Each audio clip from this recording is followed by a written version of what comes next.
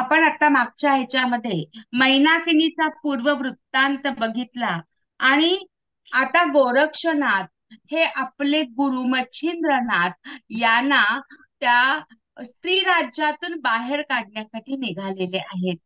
आपण पाहिलं की जालिंदर नाथांना कानिफनाथाने बाहेर काढलं आणि आता मच्छिंद्रनाथ हे श्रीराज्यात जाऊन पोहोचलेले होते आणि आता त्यांना बाहेर काढण्यासाठी गोरक्षनाथ हे श्रीराज्यात गेले. ज्यावेळेस श्रीराम निघून गेले आणि गोरक्षनाथांचाही त्यांनी निरोप घेतला, मारुती सुद्धा निघून गेले. आता रामेश्वराला न जाता मैनाकिनीला पुढे येणाऱ्या प्रसंगांची पूर्व सूचना देण्यासाठी शृंगमुरुडास गेले. शृंगमुरुड ही श्रीराज्याची एक फार मोठी राजधानी आहे. त्या नगराला प्रवेश करताच त्याचं एक लघुरूप तयार येतं आणि ते राणीच्या शयन कक्षात गेलं. त्याने राणीला हलवलं आणि म्हणाले, नमस्कार मैनाकिनी, मी तुला एक अत्यंत महत्वाची बातमी द्यायला इथे आलेलो आहे की मच्छिंद्रनाथांना तुझ्या स्वाधीन करून मी माझं वचन पाळलं, पण हे काही दिवसच सुख राहील, कारण गोरक्षनाथ ह्याच्यात विघ्न आणणार आहेत आणि ते मच्छिंद्रनाथांना घेऊन जायला आलेले आहेत. याची पूर्व सूचना दिल्यानंतर नाथजींचे हे शब्द ऐकून तिच्या मनात प्रश्न पडला की आता काय करायचं, काहीतरी उपाय हा नक्कीच केला पाहिजे. तेव्हा आता त्यांनी सांगितलं जेव्हा गोरक्षनाथ आले तेव्हा ते नक्की मच्छिंद्रनाथांना घेऊन जाणार, कारण त्यांनी एकदा केलेला निर्धार हा निर्धारच असतो. ती चिंतेत पडली, आता काय करायचं. श्रीराज्याची स्वामिनी मैनाकिनी पद्मिनी व किलोतला या दोन अन्य नावांनीही ती त्या काळात प्रसिद्ध होती. तिने जशी पूर्वी मैनाकिनी तिथे राहत होती ती अत्यंत सुंदर स्त्री होती, म्हणून तेव्हा तिचं नाव पद्मिनी असं पडलेलं होतं. म्हणजे वेगवेगळे जे नाव पडायचे त्या त्या परिस्थितीनुसार वेगवेगळी नावं ही असायची.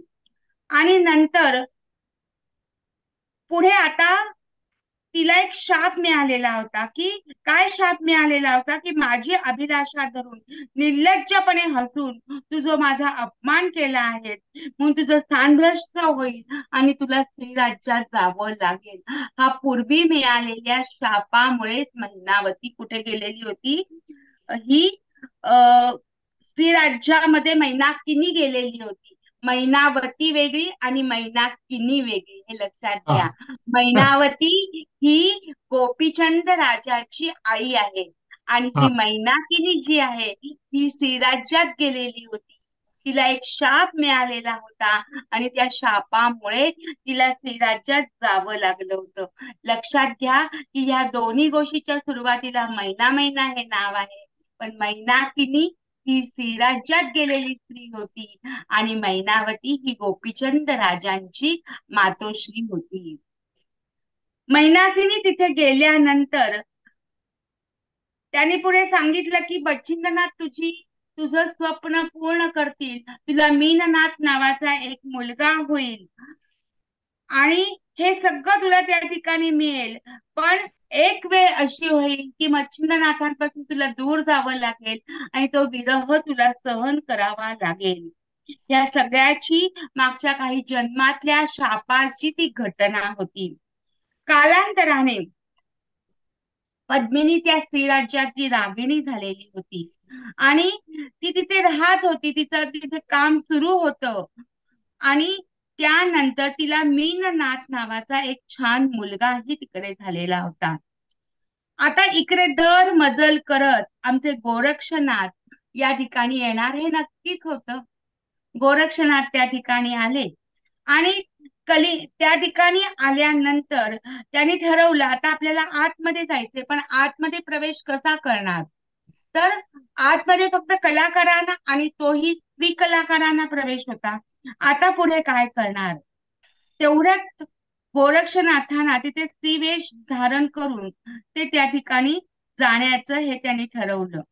ते करत असताना कार्यक्रमाला सुरुवात झाली.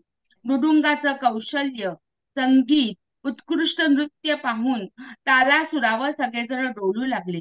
राजसिंहासनावर मच्छिंद्रनाथ हे छान बसलेले होते. आपल्या गुरुमाऊलीला तिथे पाहून गोरक्षनाथाला खरंच खूप आनंद झाला हो. अरे माझे गुरुमाऊली मला भेटले, माझे गुरुमाऊली मला भेटले. आणि या आनंदातच त्यांनी आता त्यांचं कार्य सुरू केलं. कसं सुरू केलं? त्यांच्या हातात जो डफ होता, तबला होता, ते त्यांनी अशा रीतीने वाजवायला सुरुवात केली. चलो मच्छिंद्र गोरख आया, चलो मच्छिंद्र गोरख आया. आणि त्या निर्जीव त्या तबल्याचे स्वर हे मच्छिंद्रनाथांच्या कानावर गेले, की चलो मच्छिंद्र गोरख आया, चलो मच्छिंद्र गोरख आया. आणि मग त्यांना कळलं की अरे हे काय आहे, हे ध्वनी कुठून आले आणि हे नेमकं कोण वाजवतंय. त्यांना ही कल्पना आली, आता गोरक्ष इथे बहुतेक आलाच.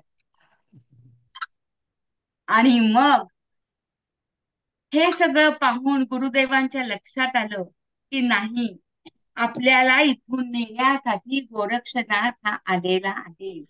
आणि म्हणून त्याच्या रूपातलं गोरक्षनाथाने स्वतःच स्वरूप जे खरं होतं ते मच्छिंद्रनाथांना दाखवलं.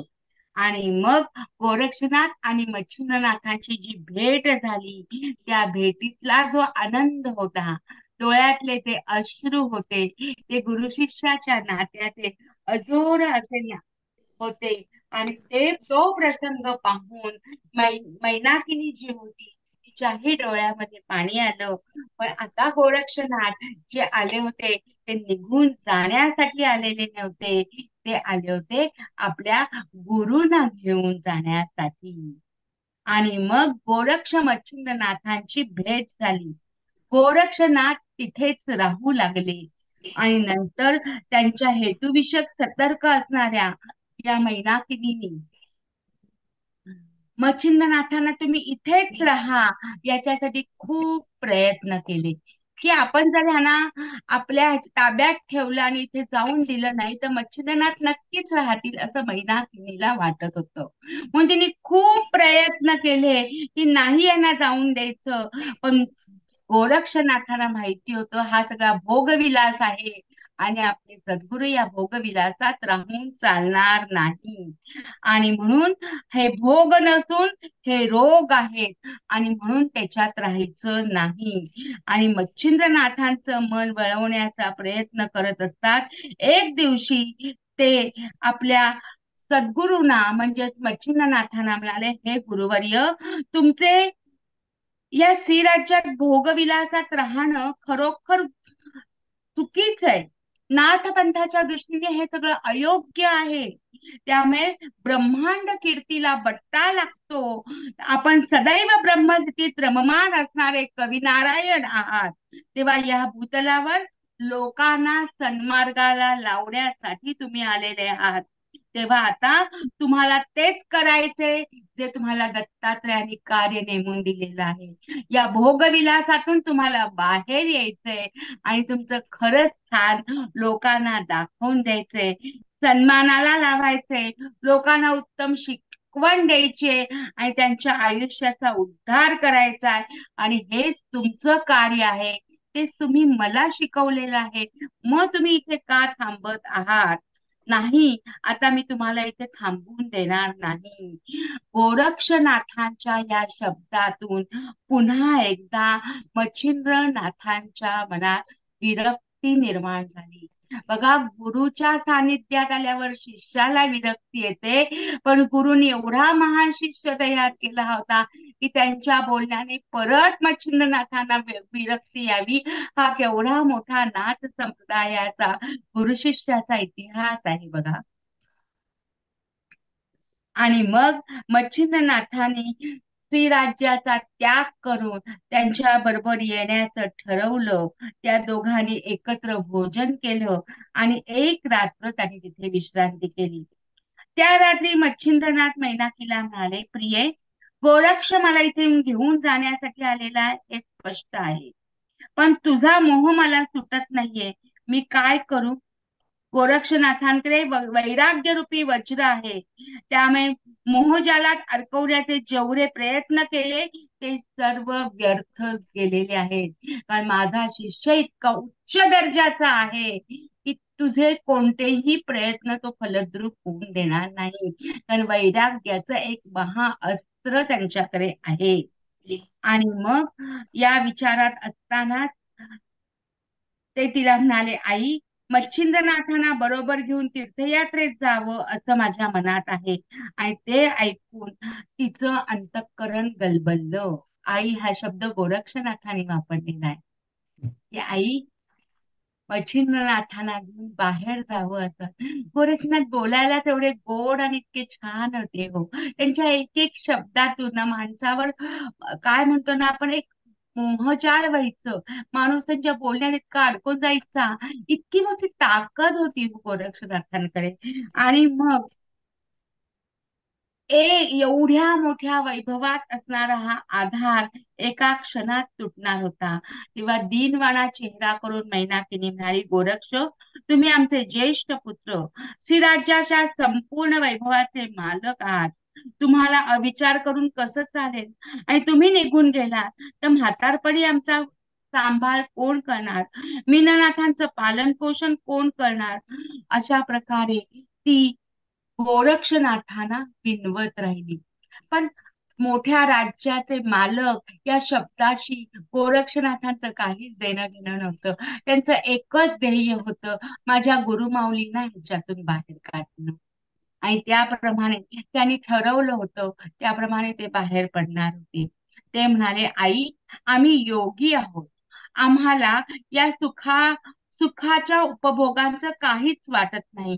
म्हणून तुझं राज्य तुला लख लाभ, तुझं राज्य तुला लख लाभ. आम्ही तीर्थयात्रेला जाणार आहोत. तेव्हा तू कोणत्याही प्रकारचा मोह घालून याच्यात भुरळ पाडू नकोस. आम्हाला राहण्याचा अधिक आग्रह करू नकोस. आम्ही आता राहिलो, वर्ष 6 महिन्यापर्यंत राहिलो, 6 महिने तिथे राहिले, आता नाही. आता आम्हाला आमच्या मार्गाने जाऊ दे. मैनाकिनी गोरक्षनाथांकडे लग्नाचा विषय म्हणाली, मला सुन्मुख पाहण्याची इच्छा आहे. तेव्हा तुम्ही विवाह करा. लग्न झालं की तुमचं चित्त आपोआप संसाराकडे जाईल. पण संसार आणि या मायापोशात अडकले असते तर ते नाच कसले हो. मालक, राज्याचे मालक म्हणा, संसार भोग म्हणा, सुन्मुख म्हणा, ह्या सगळ्या संसारातल्या गोष्टी. यांना जगाचा संसार बघायचा होता. या संसारात कसे बरं ते अडकतील सांगा? ते ऐकून ती गप्प झाली. ती म्हणाली, गुरुकृपेने. त्याच्या पुढे तिने उत्तर काय दिलं ते बघा, की ते म्हणाले, गुरुकृपेने मी 2 कांता वडल्या आहेत. दोन्ही कर्णमुद्रिका या त्या कांता आहेत. ते ऐकून ती गप्पच झाली. पण तिने आपले प्रयत्न सोडले नाहीत. आणि एका रात्रीत आपल्या मंदिरात विश्रांती घेत असताना तिने एका तरुणीला सारीपाट खेळण्याच्या उद्देशाने त्यांच्याकडे पाठवलं. तिने मिठास बोलणं सुरू केलं आणि ते करत असताना भुलवण्याचा प्रयत्न केला, पण त्याचाही काहीही उपयोग झाला नाही. नाथ हे आपल्या ध्येयाशी एकनिष्ठ असतात. जगत कल्याणासाठी ते या भूतलावर आलेत. कोणत्याही महाजालात ते पसरत, ज्याला आपण म्हणतो, त्याच्यात ते अडकून जात नाहीत. ते इतरांना ते बाहेर काढतात. कितीही त्यांच्यासाठी प्रयत्न केले तरी आमचे गोरक्षनाथ काही थांबले नाही. त्याने ठरवलं होतं, याच्यातनं मी बाहेर येणार. अशा प्रकारे दिवसामागून दिवस जात होते आणि एक दिवस गुढीपाडव्याचा दिवस उजाडला. मैनाकिनीनी तो निराशेच्या गर्तेत ढकलणारा तो दिवस होता. गुढीपाडवा हा आनंदाचा होता गोरक्षनाथांच्यासाठी, आणि हा दुःखाचा दिवस होता मैनाकिनीच्यासाठी. त्या दिवशी सण असूनही मच्छिंद्रनाथ जाणार म्हणून सगळेजण उदास झालेले होते, की आता पुढे काय करणार. प्रत्येक स्त्री गोरक्षाच्या नाताने बोट मोडत होती. पण गोरक्षनाथांना मात्र याच्यात काहीच फरक पडत नव्हता. त्यांना एकच घाई झाली होती, माझ्या गुरुमाऊलींना मी श्रीराज्यातनं बाहेर काढणार आहे. आणि मग मारुतीच्या बुब्बुकाने मीननाथांचा अपाय होऊ नये म्हणून राणीनी मच्छिंद्रनाथांना त्यांनाही बरोबर न्यावं असं सांगितलं. गोरक्षनाथांना आनंद झाला आणि गोरक्षनाथ, मच्छिंद्रनाथ आणि अ, मीननाथ असे तिघही जण तिथून भोजन करून बाहेर पडले. गोरक्षनाथांनी मैनाकिनीला नमस्कार केला. मीननाथांना खांद्यावर घेऊन मच्छिंद्रनाथ झपाझप पावलं टाकत बाहेर पडले. आणि त्याच वेळेस मैनाकिनीने एक सोन्याची वीट मच्छिंद्रनाथांच्या झोळीत टाकली. वेशेपर्यंत जाऊन साश्रू नयनाने ज्याला आपण निरोप दिला आणि नंतर दृष्टीआड होतात ती जोराने रडायला लागली. ती रडताना पाहून आजूबाजूच्या लोकांनाही खूप वाईट वाटत होतं.